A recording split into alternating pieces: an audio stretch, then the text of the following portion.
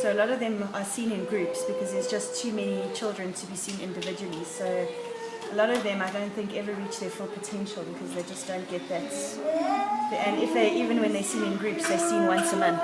Oh, once a month. Yeah, so it's not a lot of therapy, so it's sad because there's a lot of kids here with potential that probably would have done better if they just had a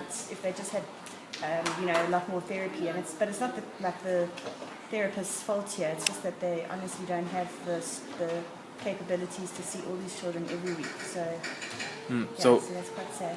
So what do you think is the actual problem? Is it limited resources, maybe? Yeah, limited resources, just too many children with disabilities.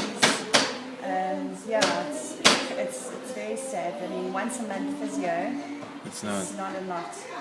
I know. And then concerning rights of these children, do you think they're being adequately met? I mean, at this school.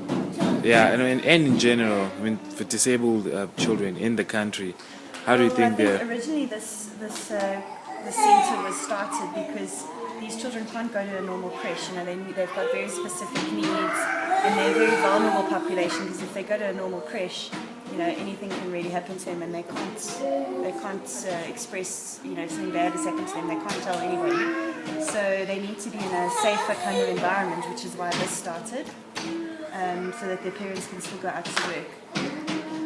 So I think in terms of that, like they're well fed and they're kept clean but I think the reason they brought me in is because it's not enough that they're just sitting all day in the wheelchair. They need to be having a little bit more input, so that they can actually improve. And what kind of children come here? I mean, just physically disabled or? Rattenham specifically caters for like very severely cognitively impaired and physically disabled. Most of all of these children, I don't think would be accepted into Philip Kushnik, which is the school next door, because cognitively they're just quite delayed. Yeah.